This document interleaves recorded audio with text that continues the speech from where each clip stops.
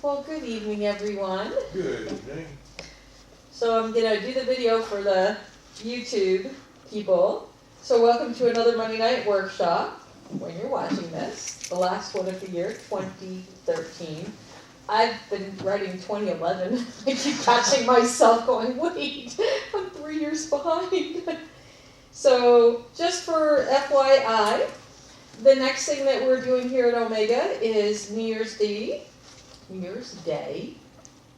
Am I okay standing the way I am? Is this okay? Yeah, perfect.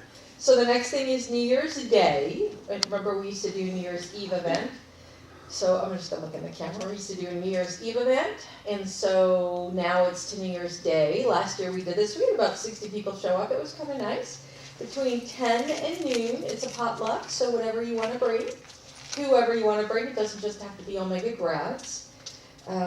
And then around 11 o'clock, I will do a little introduction to the numbers 2014, which comes out to a 7, as well as a brief little introduction to Omega 8, because I'm working on that right now. Hopefully I will have that somewhat completed by the end of the year. Then, Mark and I was just talking to Susan about this, we've been talking about Christmas Day, how traditions change and whatnot, and how I'm in a different spot in my life right now. So we're thinking about opening up the building on Christmas Day for whoever wants to just come down and hang out and have some apple cider and eat some snacks and wish each other Merry Christmas, maybe play It's a Wonderful Life. That would be fun. Do a Christmas movie. So I'm really inclined to do that. So I think we're going to do that. We were thinking about showing up around 10 and maybe keeping it here until about 1:30, 2 o'clock. So I think we're going to do that. I'm just going to post it. Can I have another one too, please, Mark? And then our schedule, Omega 1 is January 9th to the 12th. Omega 2 is January 23rd to the 26th. Omega 4 is February 21st to March 2nd. You haven't done Omega 4 yet, have you? All right. Not that I'm singling you out. There's only 2 people here. And then the Monday night workshops in January are the 6th and the 20th, and I do not have topics for them just yet. So, tonight's conversation is about Indigo Children. I've actually heard about this for quite some time now. I wrote a quote here. I picked this out of George's book. It says, "There's much that I don't know about myself, but one thing is certain. The most important aspects of my life are invisible." And I think that's true. I think when George wrote his book, he was really dead on with a lot of stuff that I think he was ahead of his years when he published that book. So when I typed in the word Indigo Children into the Google search engine, I ended up with 12,600,000 results of different hits on the Indigo Children. They had everything from Wikipedia and Amazon and Facebook. There was even a Facebook page for Indigo Children. I was surprised about that. So then I went to YouTube to see if I could get a video, and there were 266,000 videos posted. Most of them, I started looking through them, and most of them were not appealing, but they were psychics channeling, and I know that people are big into the Abraham, I think is the gentleman's name, who a woman channels him. I'm not very big on channeling and whatnot, but anyway, I was having a little bit of a hard time with some of the videos. I watched Anderson Cooper's again because I saw that a few months ago, and he really did his best to deliver an unbiased opinion. But with Anderson Cooper's, I didn't say this last time, actually he extended it because there was a woman who photographed auras, and it was so clear he did not believe in this. So she took a picture of his aura. Now I had this done, George and I actually had this done in Sedona one time. And naturally, George had all the colors, and I'm like green and yellow, like whatever. And he had the blue and the purples and the violets, and anyway, so she did Anderson's, and he was predominantly yellow because Anderson is a very mental individual, but he just didn't believe it. It was very funny. Anyway, he did his best to do his unbiased opinion. But most of the videos, what I was surprised about was the idea that people post videos on YouTube, and then you could make comments. And so some of the videos, a little psychic. So I understand you could disagree, but some of the disagreeing was so violent. I thought, why do you have such opposition to this? You could just simply not watch it. Like, why do you have to write such a personal hate thing? It was very intriguing to me. I really didn't enjoy that. So I started to feel really overwhelmed with it. As I said, a lot of it was psychics and people who claimed to know. This is it. I know these are the Indigo Children, and I know this is what they're doing. And I remember there's one thing I learned from George, that there's no such thing as certainty. It's only truth, and everyone has their own truth. So I take it with a grain of salt. Many times, grain of salt. I said salt. A grain of salt. Take it with a grain of salt. I know that there's many truths, and they can even contradict each other, but we both can still coexist, even if I don't agree. So then I went to the books. I didn't really want to purchase any books because I didn't know too much about it, and I tried to read some online, and I couldn't. It would only give me a page or two, so I thought, well, let me just go to the library and see how many I could find on Indigo Children and browse. There were 2. That was it. Just 2 books in the library. I thought, are you kidding me? There's 12 million results on the internet and just 2 actual books. Now, on Amazon, they actually had about 10. But it really wasn't that large of a number. So I thought, okay, maybe it's not as a big in the book industry. Maybe it's not a good selling picture. Now, the funny thing is, I also went to the City of Mesa Public Library, so I know it's not as big as Phoenix. So Phoenix probably had a larger number. But the 2 that I have is, one of them is The Idiot's Guide to Indigo Children, and the other one was Conversations with Indigo Children. Or, I'm sorry, it was Conversations with the Children of the Now, and they're called not just Indigo Children, they're called Crystal Children and Star Children. The Indigo Children one, it's actually an enlightened approach to nurture your indigo child. So if you have a child that's an indigo child, here's how to take care of your child. So I kind of went through this, and it was really funny at first. I started reading the guide on how you tell whether or not you have an indigo child. When I looked at the list, I kind of sat there and thought, this really can describe any kid. For example, resist conformity and authority. Yeah. Then it could be called rebellious. Yeah. Struggles with to being patient. Yeah. Easily gets bored. Yeah. So, and then daydreaming was another thing. I thought, that's a lot of kids that I know, and they're not star children. But then I started reading some of the other ones, which I thought was pretty good. Your child seems to be extraordinarily emotionally sensitive. And sometimes you wish you could protect them from feeling things so deeply. Okay. Seems to be highly empathetic. They have an idea of knowing. They're intuitive, so they know things before it happens. And the thing I started thinking of is, because I'd watched some of these videos, that's what some of the people were explaining in the video too. Then another one said your child is wise beyond their years. Sometimes they think that they have a lot to teach you. Physically sensitive and fragile, has a lot of food allergies, extrasensory inputs, they don't like to be touched, carries themselves with a sense that they deserve to be here. That could go the other way. Child develop a strong sense of self at an early age. Resist overly structured situations that require little creativity. In other words, they love to be creative. They don't respond to guilt trips. They get bored easily. I mentioned that. Has a short attention span. Wildly creative. Abstract thinking, usually making concepts and conversations talking about God. And then a deep spiritual intelligence. So after cruising through this book, I thought, okay, there's some merit to some of the things that they're saying. And then I went through the book of where they asked, what they did is they have about 12 kids here, and they asked them questions. And so I was going to read through this until I found a video. So I actually found a video online that's a documentary of the Indigo kids, and that's what I decided to play because it really shows not definitiveness, but a good overall explanation, probably better than anything that I could do. And some of the people that are talking in it, I have read about or relate to. So there's some authorities are the ones that I relate to. Come on down. So what I thought I would do is just to play this video so that we could let you choose for yourself. Like, I don't want to be the one who says, yes, this is right, or no, this isn't right. So I thought we would just watch the video, and then you'd have your own experience. The thing that I thought was intriguing is in this documentary, as I mentioned, I watched a lot of videos trying to research this. In this documentary, many of the kids that were interviewed are actually in this video as well. It's kind of like they accumulated them. There's one family that has 4 kids that are indigo kids, which I thought was intriguing, that one family produces all 4 kids. But the intriguing one is the little one. You'll see her.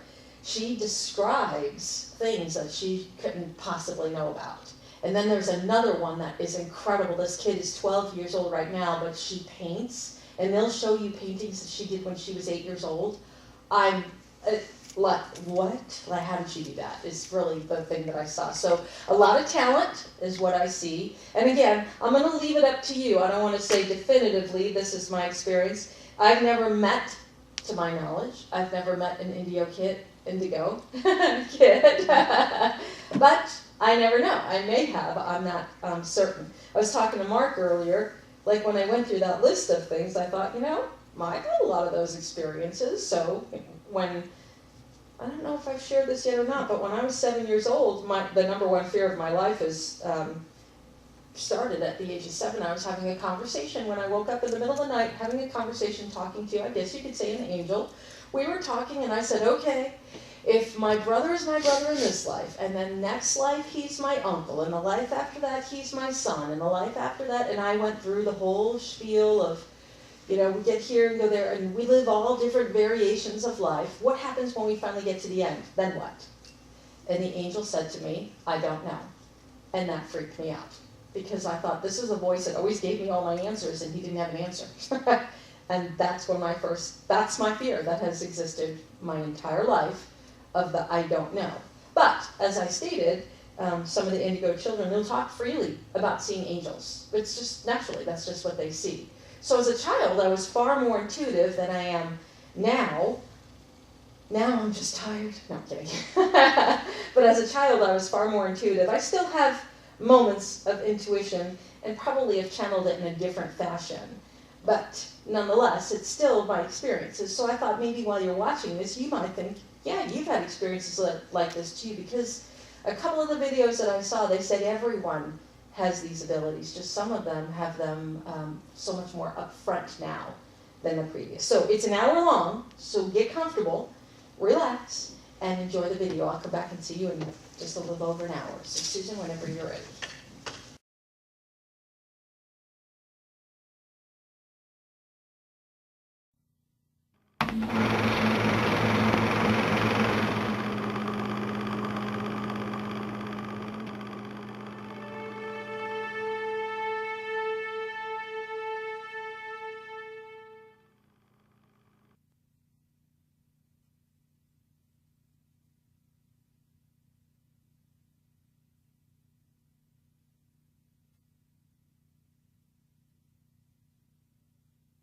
Have you ever heard of Indigo Children? No, I probably heard of it, and it's probably like, how are you doing? I'd relate it to some hippie thing. A hippie thing? Indigo Children. Yes. Sounds hippie. Well, Ruby, have you ever heard of Indigo Children? I've heard of Indigo Girls. Indigo Girls, yes. Pretty good band. What's an indigo? We have Indigo. Indigo child? Yeah. I have no idea. You? I've never heard of it. I have no idea what an indigo child is. I see kind of like a more of an awareness among younger people, depending on where they're from, where they come from, their backgrounds mainly. My daughter, who's 8, told me she waited a long time to come to Earth to have me as a parent, like she had a mission. So. What's her mission? Did she say? She hasn't said yet, but she seems to be really wise and really all-knowing and old soul. Maybe she's an indigo child. The blessed gift a child brings, the veils will open when the angel sings. The blessed gift a child brings, the veils will open when the angel sings. And the arms of the earth are open wide, receiving the blessing from inside. The womb of the earth, miracle of birth. Womb of the earth, miracle of birth. Brought here from the earth and sky, an angel of light come here to try to remind us of the simple bliss that lies within our mother's kiss. And the arms of the earth are open wide, receiving the blessing from inside. The womb of the earth, miracle of birth. Womb of the earth, miracle of birth. The womb of the earth, miracle of birth. The womb of the earth, miracle of birth. To me, the definition of an indigo is someone who's highly sensitive with a warrior personality. A warrior personality means it's someone who's here to lead and to take charge. For a long time now, since the 70s, 80s, clairvoyants and psychics have been able to see the color indigo in the biofields, the auric fields of mainly children. Why children? Because it's the vitality of children. It's their life force that renders these colors more visible. I've always seen those souls who are identified as indigos as having this indigo color in their beingness. As I see the soul, they look like a brilliant star in a midnight sky, and around the clarity of that white light that they are is this circle of indigo light. Well, it's a beautiful mythology. Mm-hmm. It's a way to put in words something that is happening. Mm-hmm. And indigo is a beautiful color, but it's just a color. Mm-hmm. What really means is that humans start shifting. Mm-hmm. These are children with an extraordinarily different sense of things, a larger sense of things. Indigo children, to me, are children who have an expanded awareness, dramatically expanded awareness of everything around them, things seen and unseen. They have a very deep spiritual base, not religious base, spiritual. If you talk to them, I don't care how they have been raised, they have a sense of knowing that there is a greater power. There is more than what we see. They are also great healers. You know, they have the purest heart that you could find. I've dealt with a lot of them, and that's what I found them to be. 人間は神の子でありますから、神の摂理、神の教えを忘れないで、いる、あるいは生まれてきた子供たち。For a while, I was kind of confused because I would feel things and I would think things that I thought no one else thought, and so I didn't always express myself the way I do now and talk about things like this openly. But I'm definitely accepting and thankful that I am what I am. Well, certainly indigos know that they are different from most other people. There are traits that most, if not all, indigos have in common. These kids were coming in, or young adults, already questioning what they were told by their schools or the principals or their pediatricians or even sometimes psychiatrists. They are seen to be children who are born with special perception or special wisdom or special compassion. For me, all children are indigo children.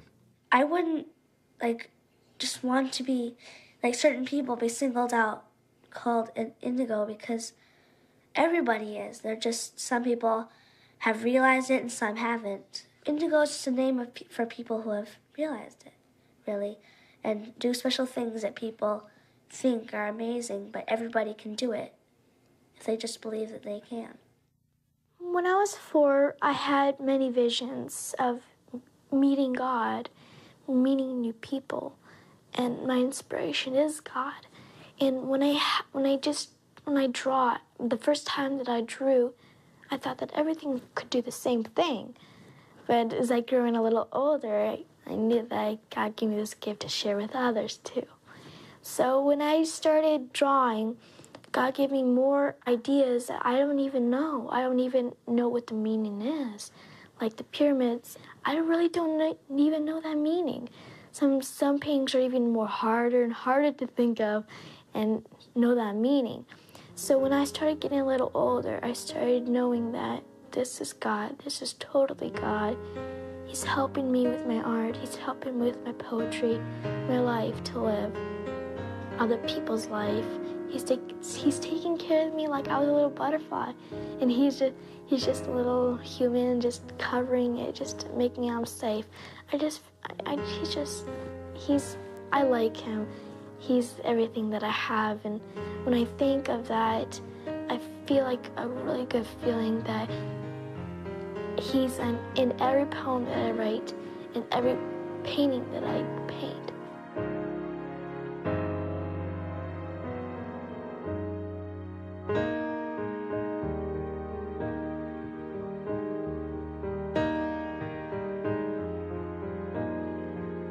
Each time when I paint the eyes, I like the eyes because I like to paint their whole life in their eyes.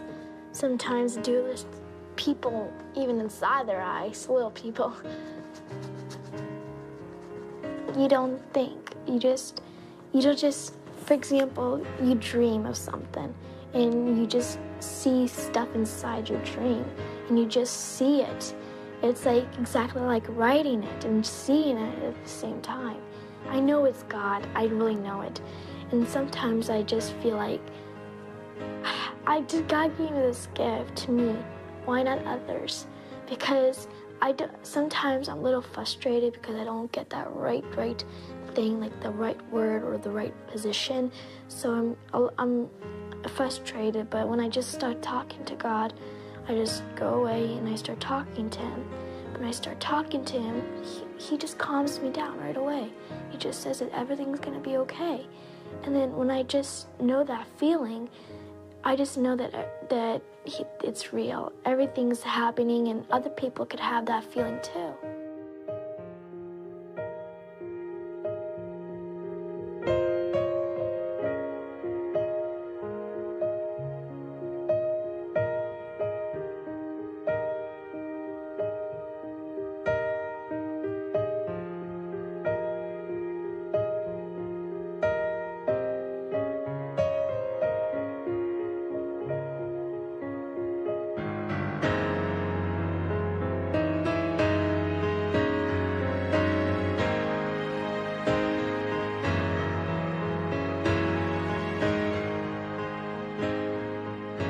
I started having this feeling of writing something down about the painting that I was sketching.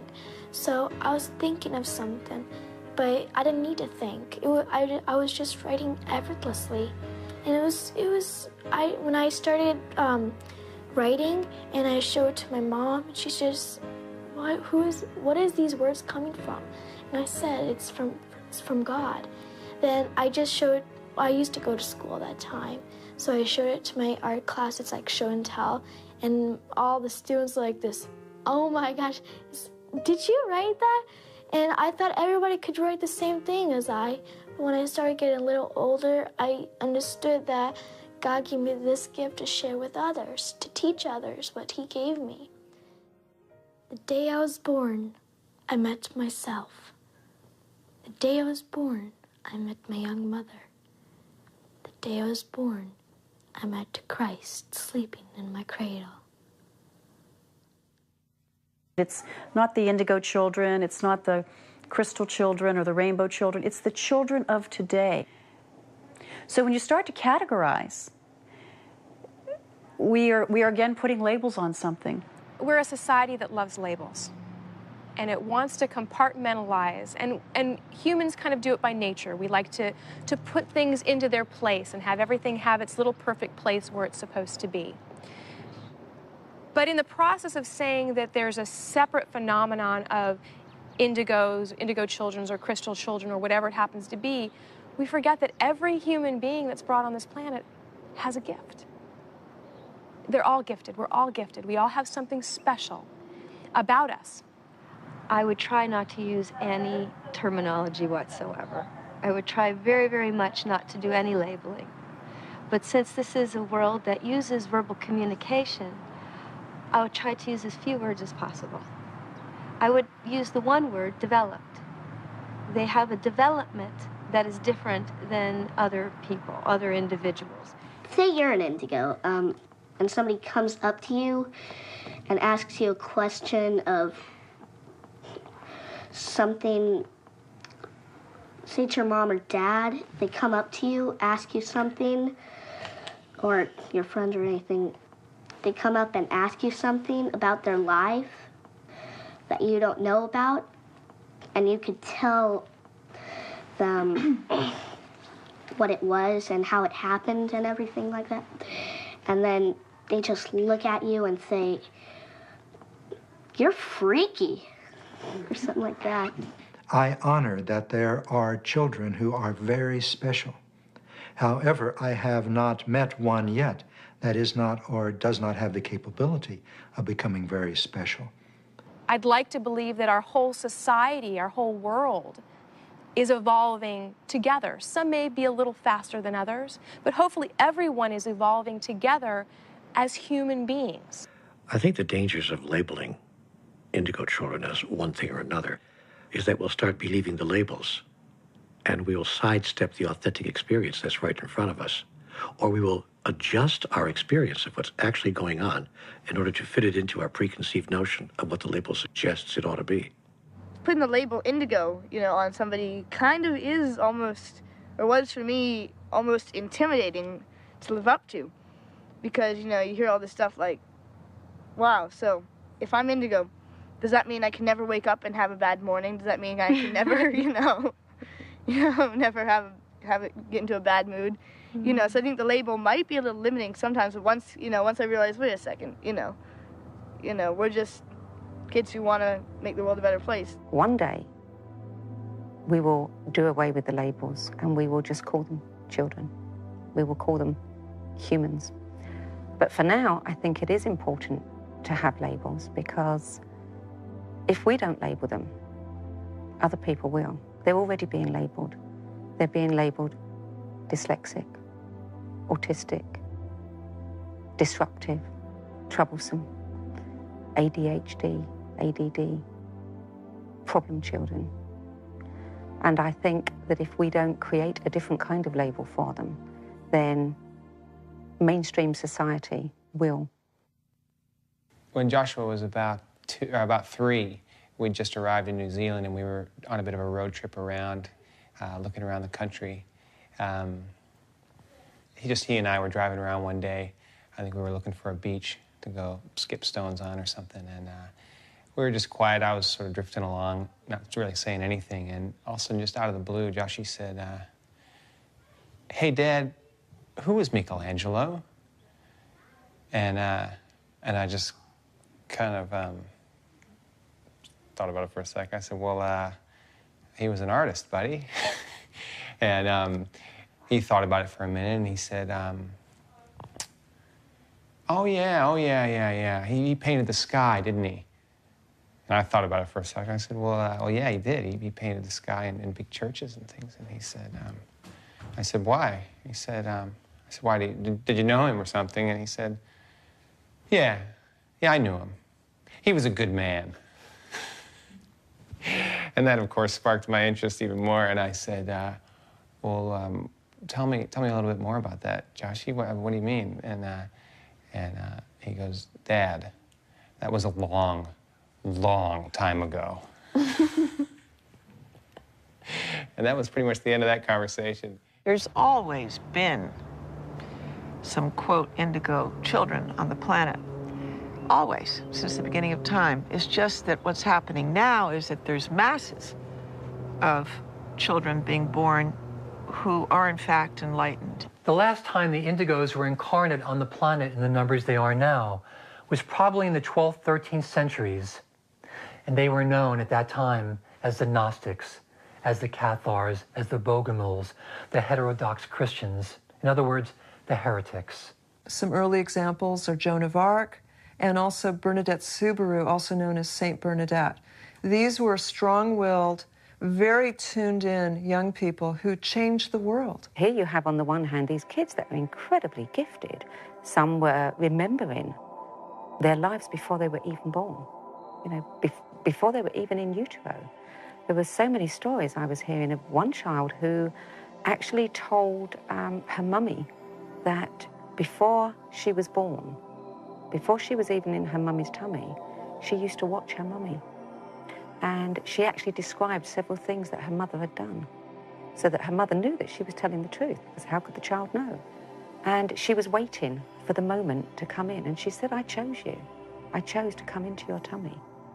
My kids and I were making Valentines for their classroom, and my Leia was sitting on my lap, and my two oldest children were at the kitchen table with us, and my Leia was just looking up into my eyes. And then all of a sudden she noticed her reflection, and she says, wow, Mama, I can see myself in your eyes. And I said, yes, honey, I can see myself in your eyes. I said, isn't that beautiful? We can see ourselves in each other. And she smiled. She said, yes, just like I was Grandma Marlene. And I then said, well, tell me a little bit about that. And she said, well, my body got very sick. I was very, very sick. And she said, and the doctors tried to help me, but my body was way too sick. So she said, my body died. And she said, and then my body got colder and colder and colder. And when she said this, there was such an intensity to which she said it. And her body, my mother's body, was put on ice for 3 days. So then my Leia says, and then the two men came to the house, which two men did. And she said, and they put my body into a box, which they indeed did. And then they took my body to a place that had a big oven. And she said, and my body was burnt. And she said, and my spirit went up with the angels.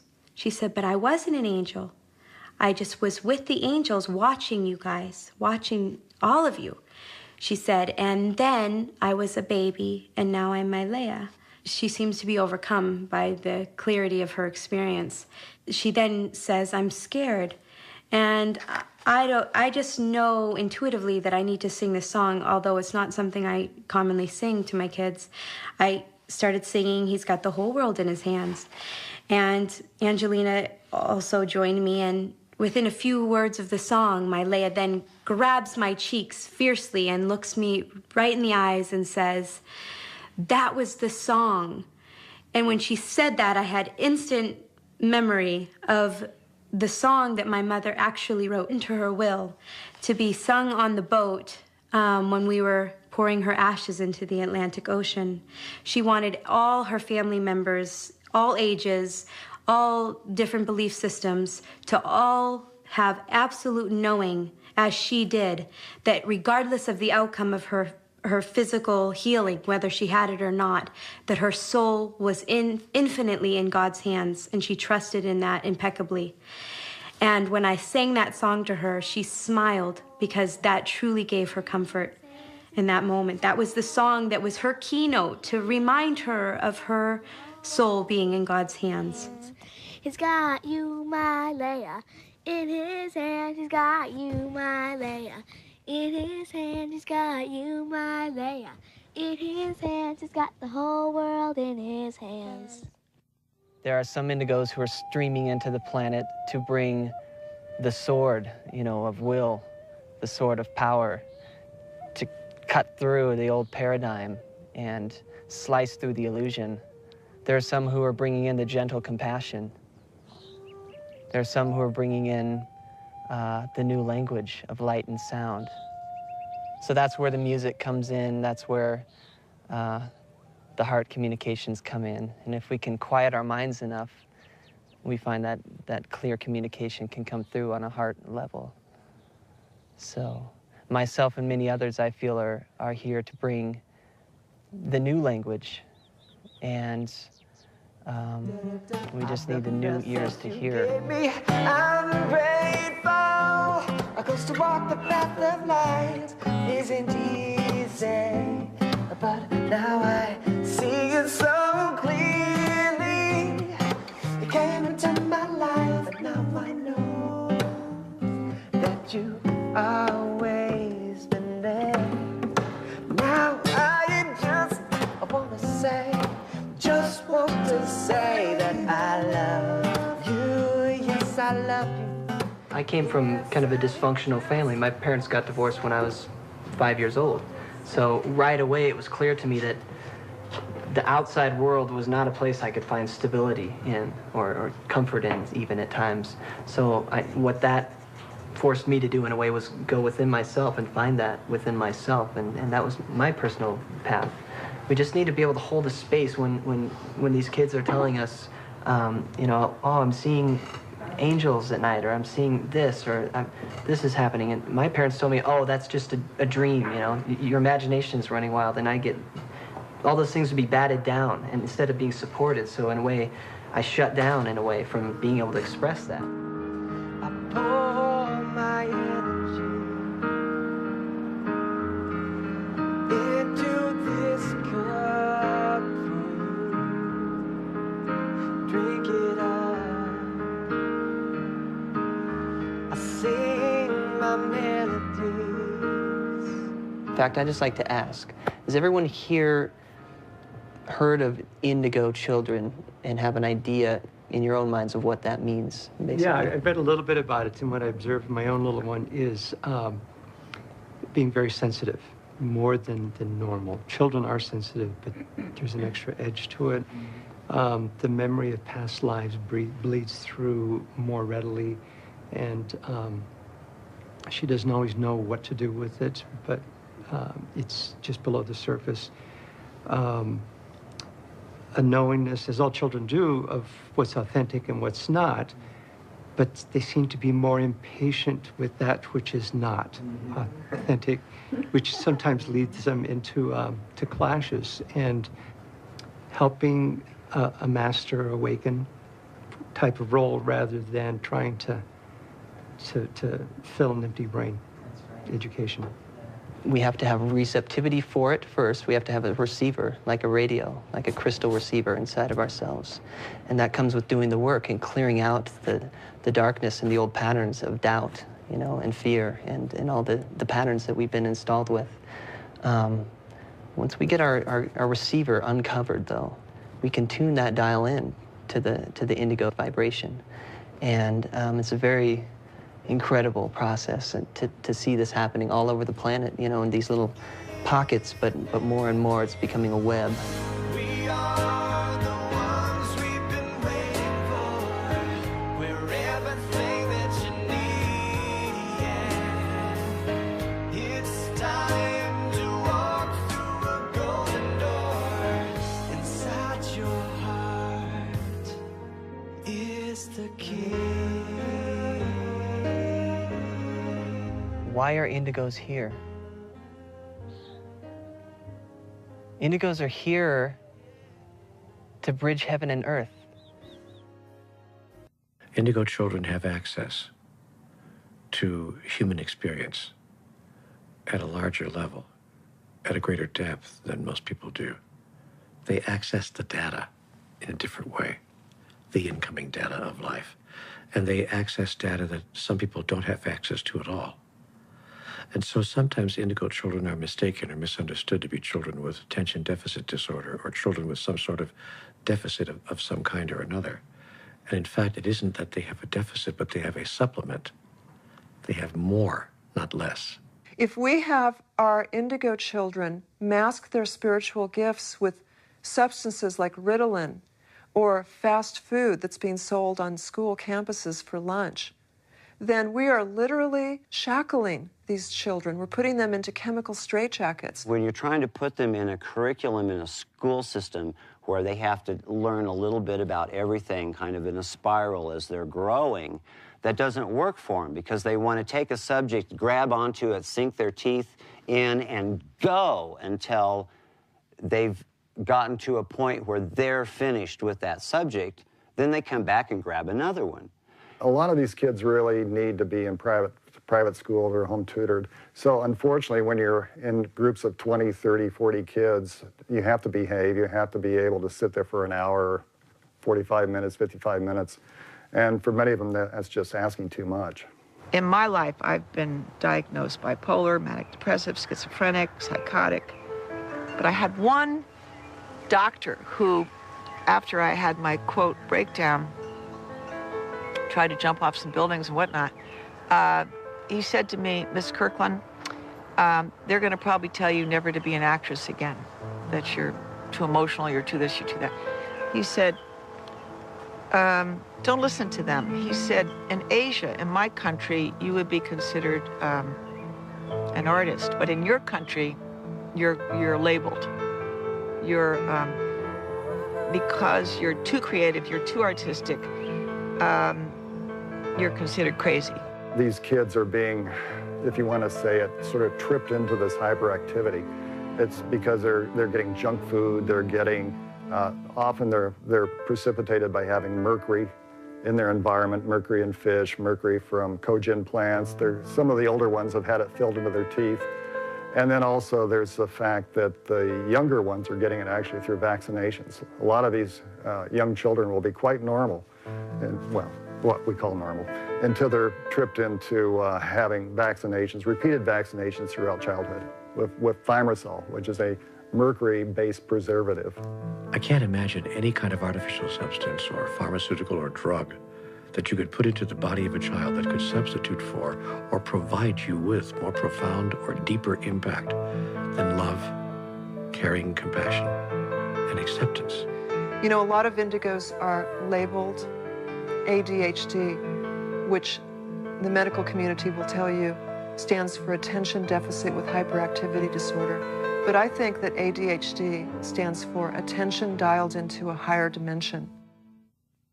What we're going to talk about today is an osteopathic approach to children with ADD, ADHD, and autism. We're really going to talk about individual care a little bit and about the full spectrum of options. We have things all the way from, you know, dealing with just drugging them and using Ritalin or Adderall or any of the other medications that are out there.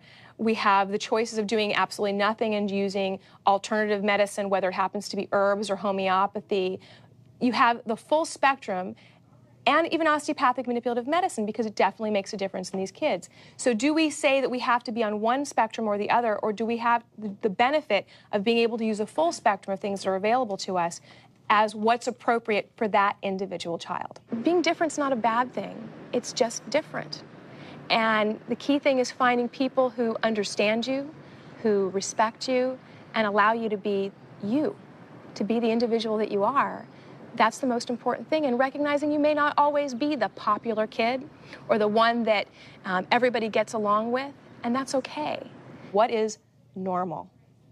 That is one of those words where we use it so often. What is normal? And that's different from every physician you talk to, every parent you talk to, every individual you talk to. So we have a hard time when we say, well, this kid's not normal. Well, what is your classification of normal, right? So as we start to approach these children, the things that I'm finding universally are that they're often very, very bright. Have you guys seen the same thing? Absolutely. Right. Some of the smartest kids you've ever seen. Anyone who's gifted and talented and has a passion for the world and a passion for making everything a better place, what an amazing, amazing thing that we want to actually continue to help promote these kids in feeling that it's okay to feel maybe that they're special. I think everybody's special. And when you recognize that whatever their special thing is, to help them further it so that they have a chance to blossom and become the most amazing individual, most amazing human being that they can be, that benefits the entire world in a positive way, then fine, use the label indigo. Makes no difference to me. But recognize that every child needs to have that love and that compassion and that patience to help them really expand to be the most incredible human being they can be.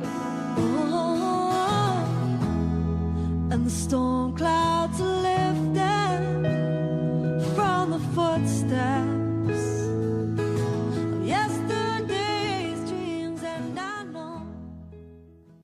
since 1992, according to data taken from the CDC, from the school districts around the country sending in data.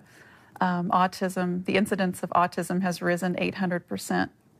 And every year it's raising about an average of 20%. And that's in relation to just overall, all other developmental disabilities are still at about 1 to 3%. Autism keeps increasing, and it's probably not going to get any less. So there's a reason they're coming here. What we find in some of the younger, highly sensitive children is a difference in communication abilities. Many of them seem to communicate mind to mind, or what science calls telepathically, with their parents. And it doesn't seem like it causes a problem until later on in life, when the parent feels embarrassed that in social situations the child's not speaking verbally, or at school, of course. And so the diagnosis that these young, highly sensitive children are receiving is autism, or in some cases Asperger's syndrome.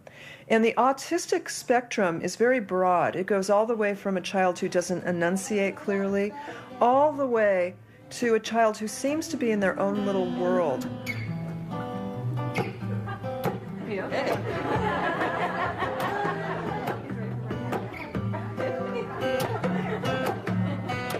Right now I sing this song. I just hope you can feel it through. Oh yeah, yeah, yeah, yeah, yeah. You wanna dance? Now's your chance.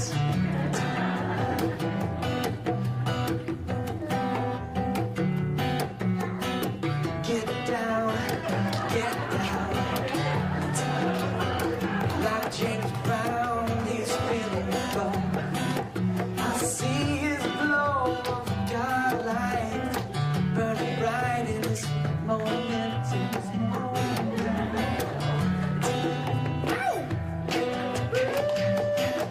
My one son, Dar, who I've been working with the last couple of years and who's emerging very beautifully out of autism and beginning to talk, and it's really exciting. I'm so proud of him. I'm not going to talk about him anymore. I'll cry.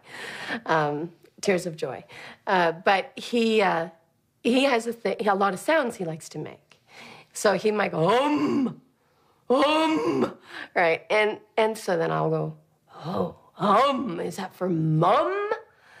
And and I'll go, mum. And then the next thing you know, it builds from to mom to you're singing a song. Sounds like God to me.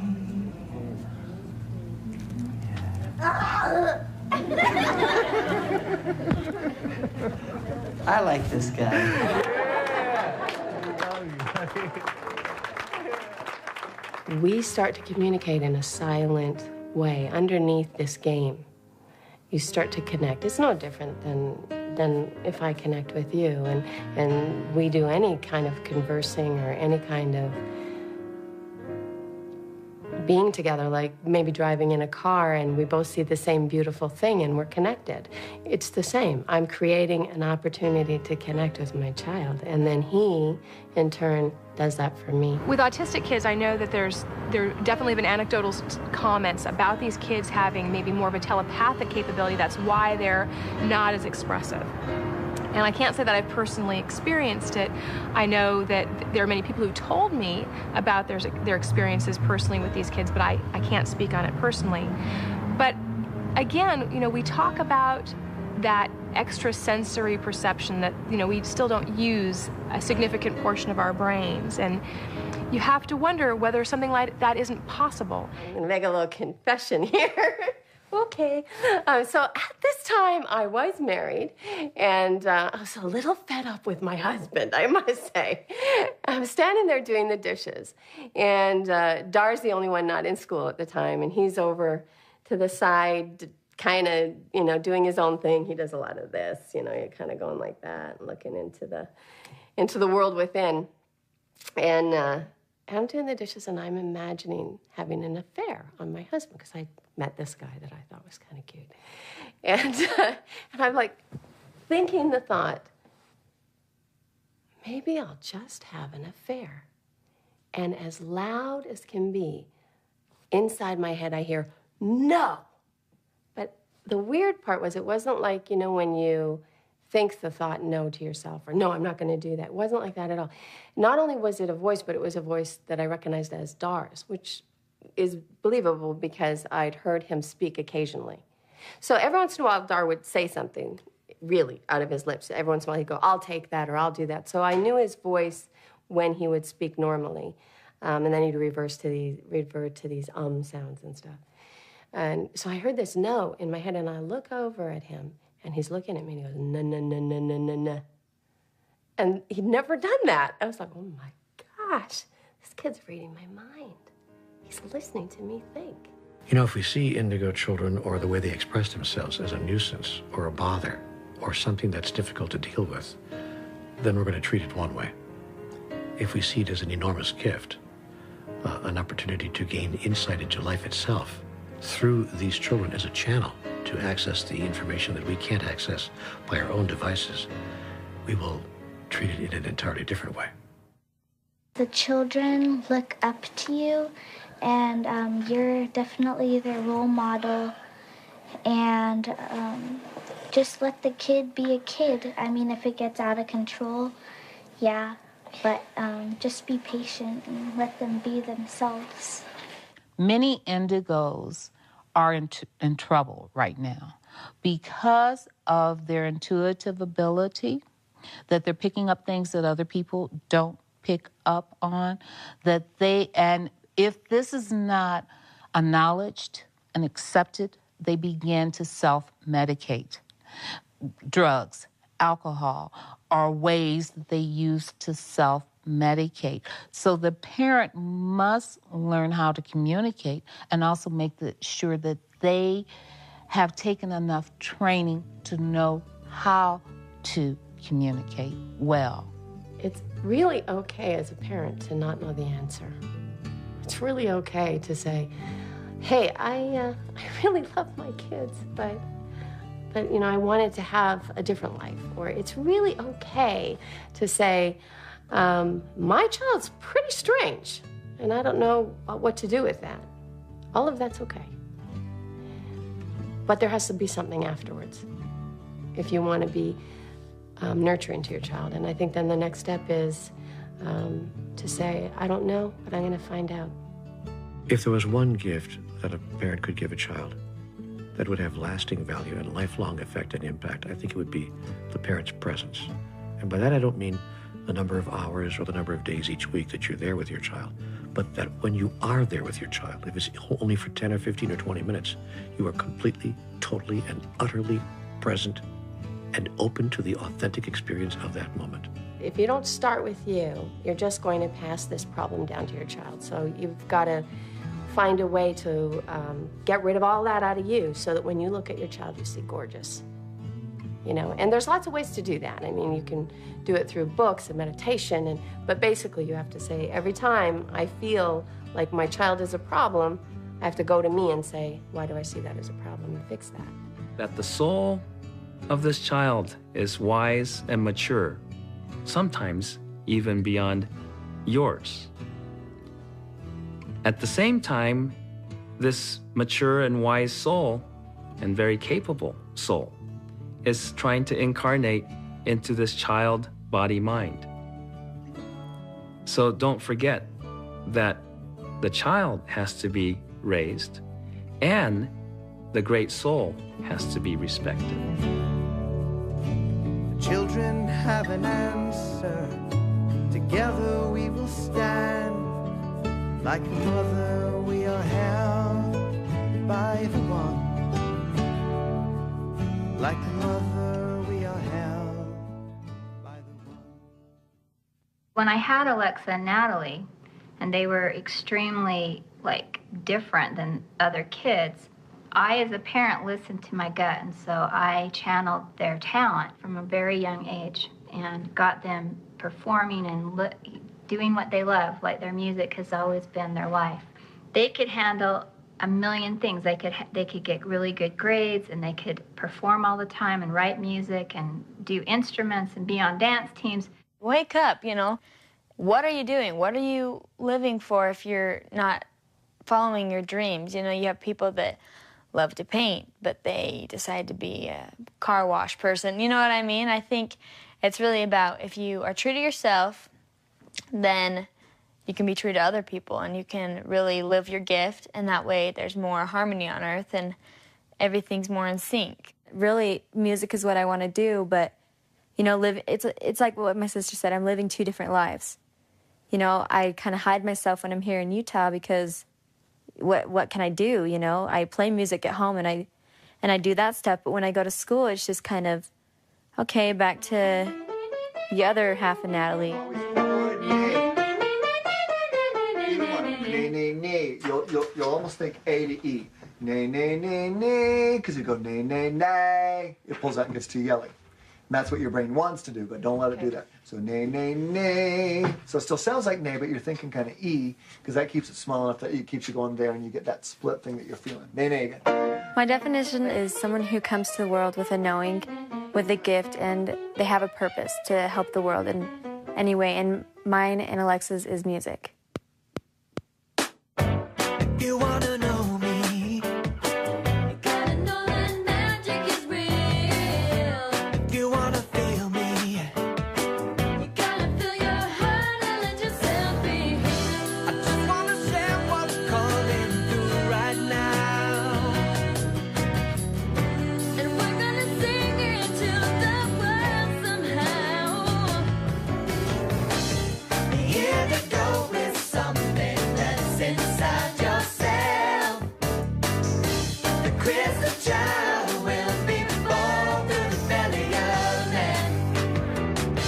Here to go with something that we all can. Well, I know it's music. Alexa and I, we put our feelings into music, and we relate to music so much, and, you know, it's what we do 24/7, and it's just, we know that, you know, it's just something we know.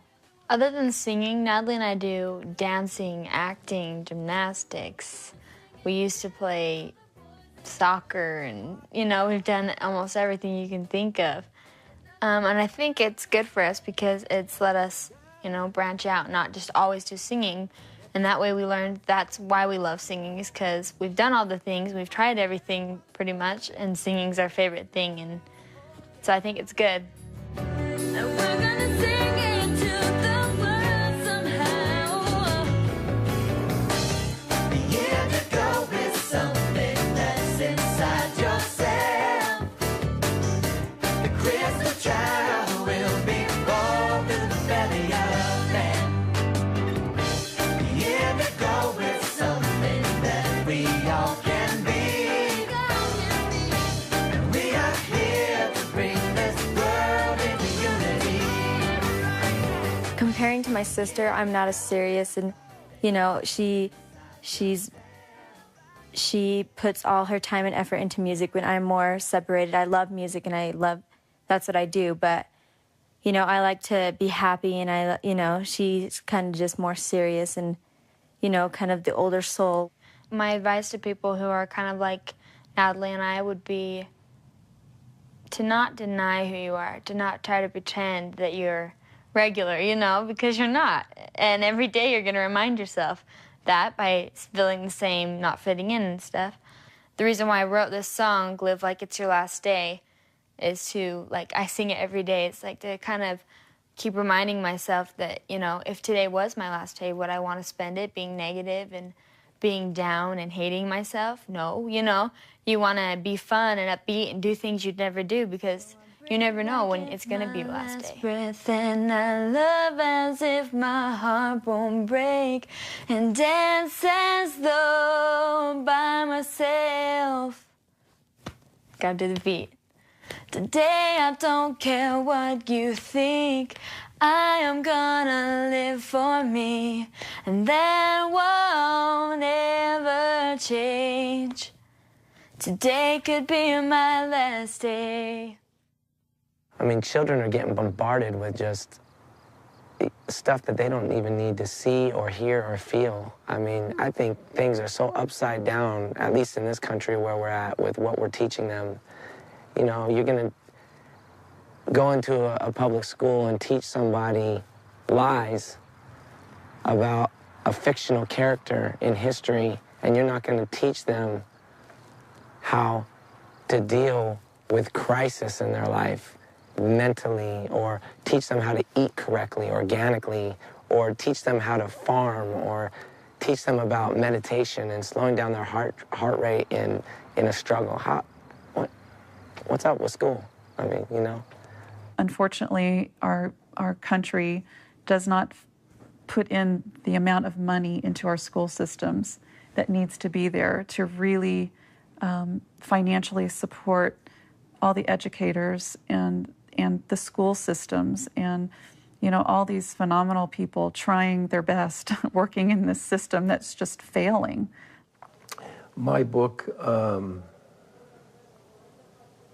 Be Here Now, is now the rage in high schools.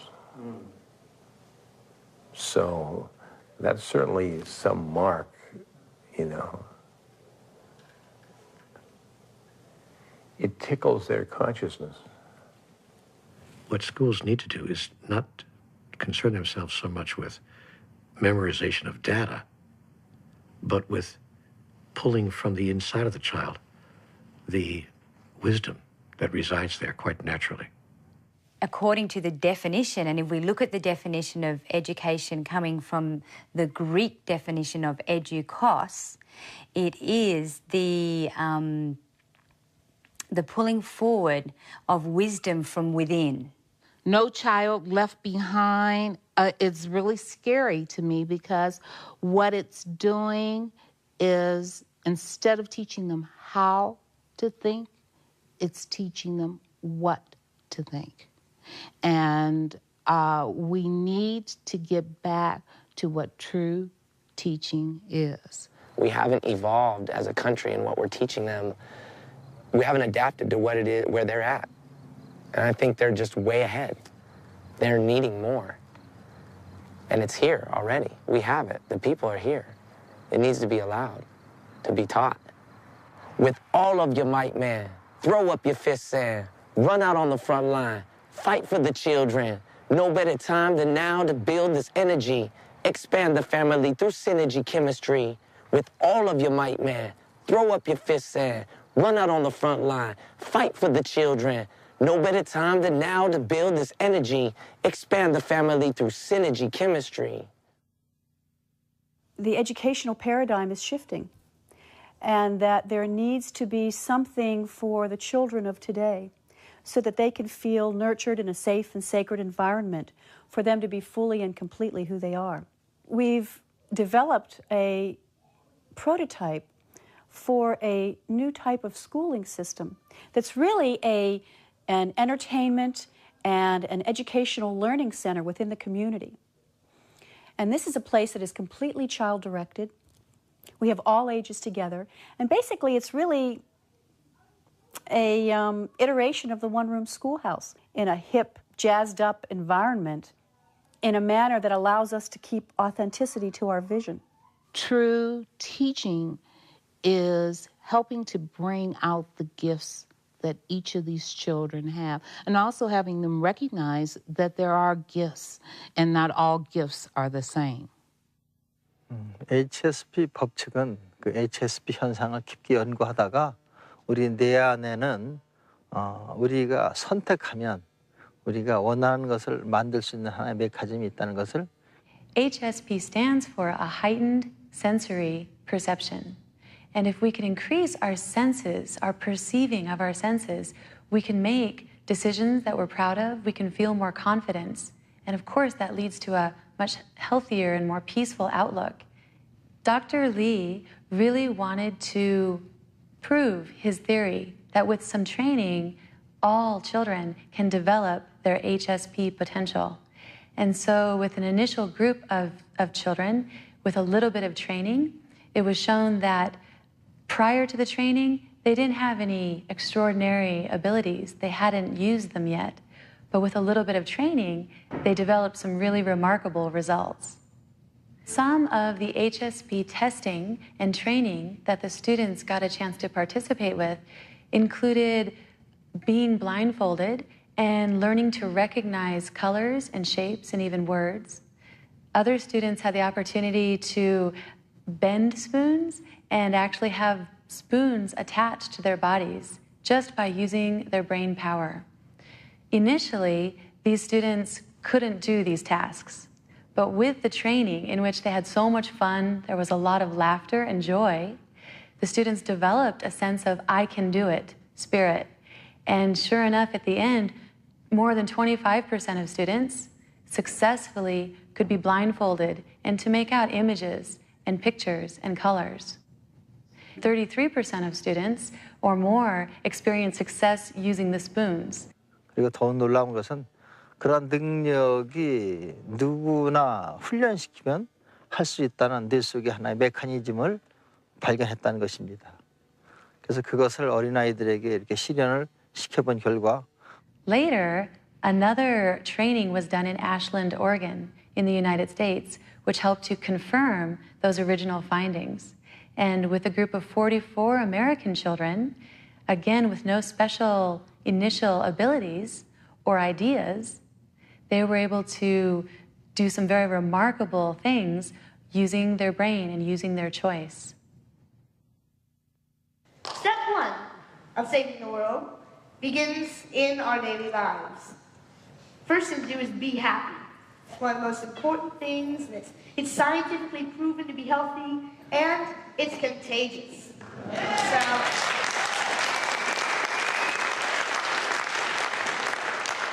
So if you're happy and you're in a public area, and you get my meaning, don't you? I would consider myself to be a peacemaker. I'd say that, you know, I've got a lot of ideas in my head about peace that I think sometimes I feel like are almost common sense to me, but might not be to, you know, the rest of the world. As far as our Western civilization goes, yeah, we have been thinking about ourselves and what we're doing right now. I know that the Native American tribes, way back when, were into, you know, whatever, this action affects the next 7 generations, and we need to watch, you know, what would happen if we do carry out this action. So they had it right. We just need to figure out what they're talking about now. If I could say one thing to the leaders of the world, it would be that we're all working towards one goal, which is peace. There's no people who are working against peace in the world, I believe. Stand up for what you believe in. Yes.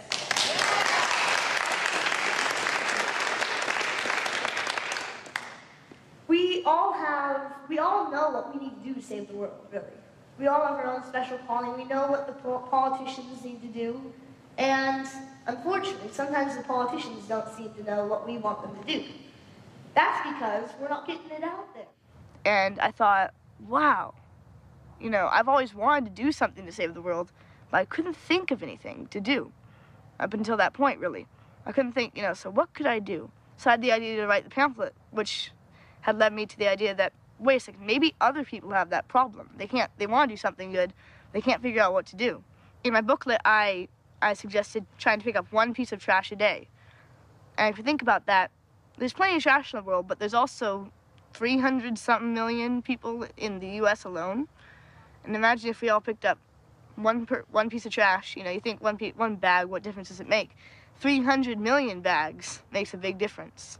An indigo child is really hard to define because there's no really definite definition. But, like, you know, in a phrase, I think it would be, you know, somebody who has ideas about how they can make the world a better place. If they were to say, you know, oh, you're naive, you're a child, I'd say, exactly, I'm a child, which is why I'm not burdened with the sense of, you know, oh, well, the world's screwed. No, you know, the world's not screwed. We can turn it around. We just have to get some work on it. If each single person in the whole world thinks, oh, one person can't change it, nothing happens. If each person thinks, well, one person can't change the world, but one person can do a little bit, each person does a little bit, it adds up, and we've got the golden age again. For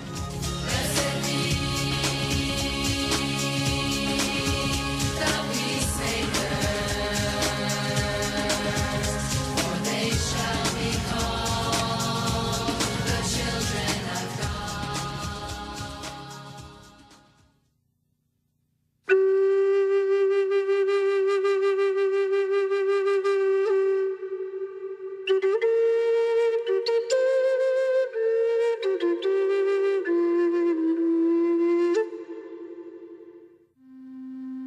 Indigos in the Native community is very much a phenomenon, but because of the history of what the white people have done with special Native American children, generally what happened was that if a Native American child was deemed as being special, that child was then taken away from the parents and then put in white schools. So there are definitely indigos among the Native Americans.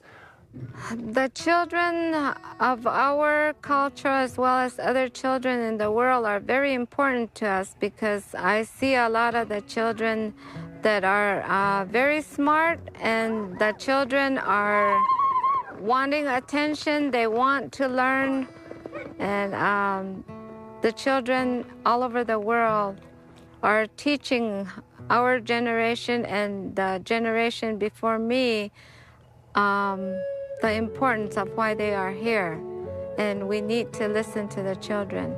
If we don't begin to heal, there is not going to be no future for our children.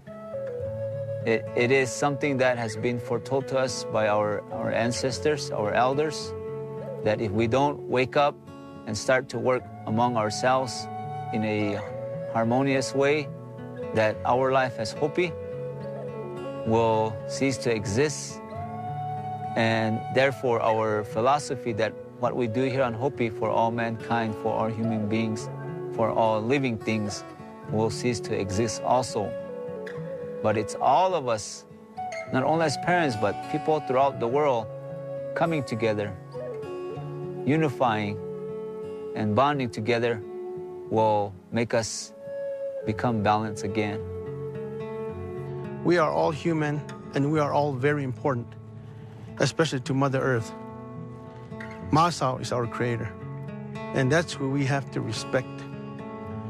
And if we don't, it will turn around and probably discipline us. And the reason why I say that, you look at all these hurricanes, earthquakes, especially in the United States. Again, my grandfather told me that if we misuse our Mother Earth, if we get greedy using Mother Earth, then our Creator will come back to try to remind us to not be greedy of our land, water, whatever it may be. You know, in our Hopi culture, prophecy says that we're going to live in what they call Koyaniskati, and that means a crazy world or craziness. And right now, the world is so out of balance that it is very hard as a parent myself to try to instill that within my kids, because right here on Hopi, we're so out of balance ourselves. It's a sickness that we need to wake up from. I know that people say that when you're trying to teach kids, you know, "Bye-bye," they say that statement that means, you know, "Oh, well," you know, but we can't say, "Oh, well," you know, because there is still hope. We can change it. We have to change it as a people, as a whole. The people need to come back to how we are supposed to be as Hopis, and you know that's what I see, and I know that the kids really do want that. They really do want to know who they are as Hopi kids. When we're guiding them to be the leaders of tomorrow, we need to give them the truth. We cannot make stories about what their life should be, but give them everything. Give them the truth.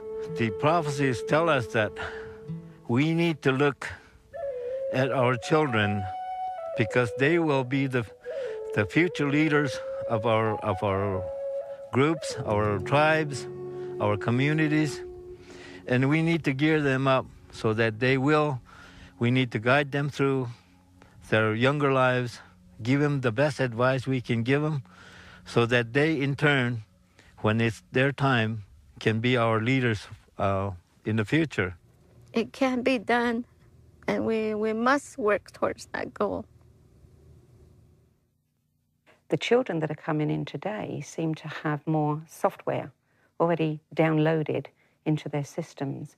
They are an evolutionary leap. They are showing us where we are going as a species. And I believe that these children come in with more neural pathways connected, more abilities that we all have, but we've lost over the centuries. Are we seeing evolution happening? I don't know. But if you have any belief in natural history and the Darwin phenomenon, then you have to say that evolution has to happen. It does happen. We're just so used to it happening so slowly that we don't get to really recognize it. Those of us that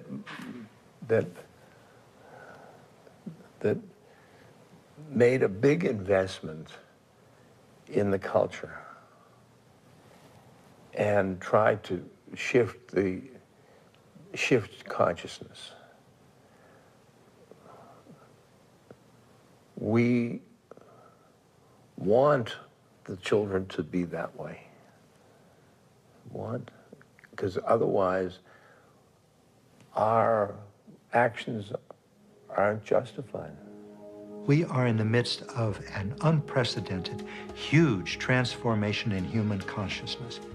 And this transformation in human consciousness is reshaping the human experience. It is reshaping it for millions of individuals, and within, in my opinion, just a few generations, it will have reshaped the entirety of the human experience. And so it is creating children who are being born with this new expanded perception, and it is expanding the perception of those of us who are already walking upon this earth. We're watching humans evolve. Just like we've evolved to now having opposable thumbs, we're witnessing the human species evolve into becoming a telepathic creature. Then we can call it any name we really want to. But it's a phenomenon that is real, it is happening, and I really believe that is because technology and science are changing very fast. この世の中で一番大事なものというものは方程式でも何でもない方程式でも何て言うんだろうな難しいそういう説理でも何でもないんだということです。結果的にその一人一人のしかも集合的な市民の、心意識というものが反映されてそれが全ての生命現象を救っているんだよという。We are pioneers of a new humanity. That doesn't mean that we're better or that we ever will be better. It's impossible to be better. From the perception of the universe, you cannot be less valuable than anyone else or anything else, and you cannot be more valuable. All is precious. They are our future, and they're here to simply help usher in a new golden age, where love will triumph over fear and awareness will triumph over ignorance. Walking through the pop universe, my fingers rattle the hourglass aisles. As the time sings in the crossroad of hope, I'm a brush painting for miles. Every letter of the names I sit on just hangs on the family space tree. Which knowledge lock should I pick as Providence chisels a galaxy key? Balancing myself on just one finger, at first I thought that everything was white. From universe to universe, I jump alone just to find out I'm still a child.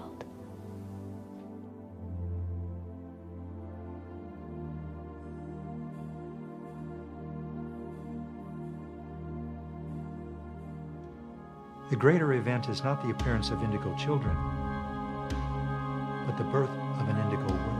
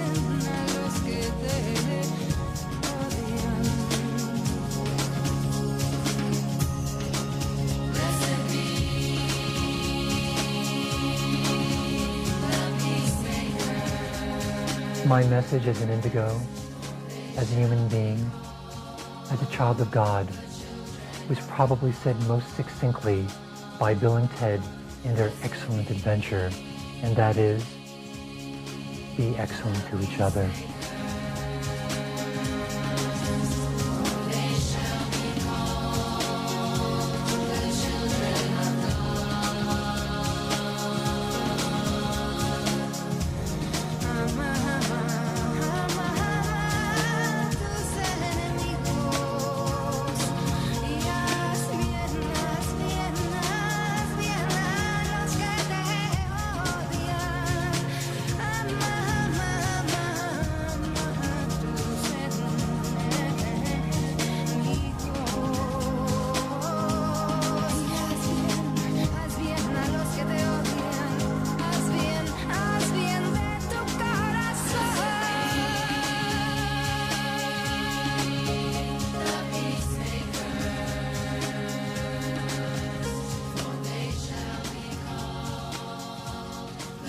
So, am I on now?